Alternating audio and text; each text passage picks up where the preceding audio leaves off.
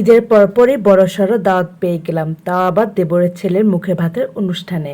দাওয়াতে কি কি আয়োজন করা হয়েছে, দাওয়াতে আমি কি কি করলাম, কেমন আনন্দের সময় কাটালাম, সব মিলিয়ে থাকছে আমার আজকের এই ব্লগে। আশা করি আপনারা সম্পূর্ণ ভিডিও দেখে পেজের সাথে থাকবেন। আসসালামু আলাইকুম সবাই, কেমন আছেন? আমি তো অনেক ভালো আছি, কারণ আমি দাওয়াত পেয়েছি। দাওয়াত পেলে কেন জানে অনেক খুশি লাগে। মুখে ভাতের অনুষ্ঠান, তাই দাওয়াত কার্ড দিয়েছে। কার্ডে বাবুর ছবি আর কবিতাটি আমার দারুণ লেগেছে।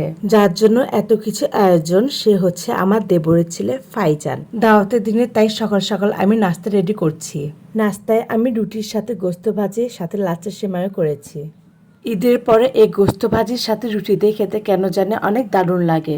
আর আমরা যে দাওয়াত পেয়েছি সেখানে যেতে আমাদের কোনো পরিবহনে উঠতে হবে না, কারণ দাওয়াতটা আমাদের পাশের বাড়িতে। আমার শ্বশুরেরা 6 ভাই এবং 3 বোন, আর আমার দাদা শ্বশুর প্রত্যেক ভাইদেরকে আলাদা আলাদা করে জায়গা দিয়েছে এবং সেখানে তারা বাড়ি করেছে। একটার পর একটা মোট 10টা বাড়ি আছে বলা যায়।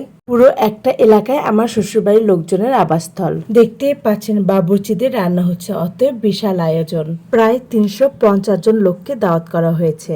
আমরা বাঙালি, খাওয়ার আগে দরবারের পরে, তাই আগে খেতেই বসেছি। ছাদটা বিশাল বড়, তাই সেখানে খাওয়া দাওয়ার ব্যবস্থা করেছে।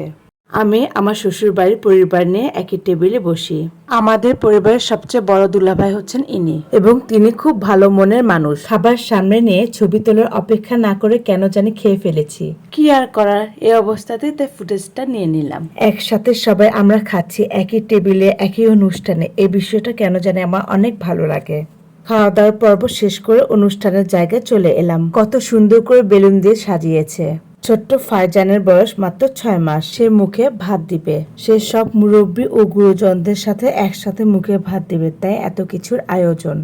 তার মুখে ভাতের জন্য এই প্লেটটা কি সুন্দর করে সাজানো হয়েছে। একদিকে প্রচুর গরম পড়েছে, আর এত মানুষ থেকে বাচ্চা বিরক্ত হচ্ছে। তবে প্রথম খাবারের স্বাদ পেয়ে মুখে নিয়ে এসে অনেক খুশি। ছোট্ট এই সোনামণির জন্য আমার সবার কাছে দোয়ার দরখাস্ত রইল। দাওয়াতে এসে খাওয়া দাওয়া করলাম, অথচ হাজবেন্ড ছাড়াই সে এখনো কাজ করছে। আমি যে ভিডিও করছি এ নিয়ে আমার ননদে আর দেব কেমন মজা করছে দেখেন।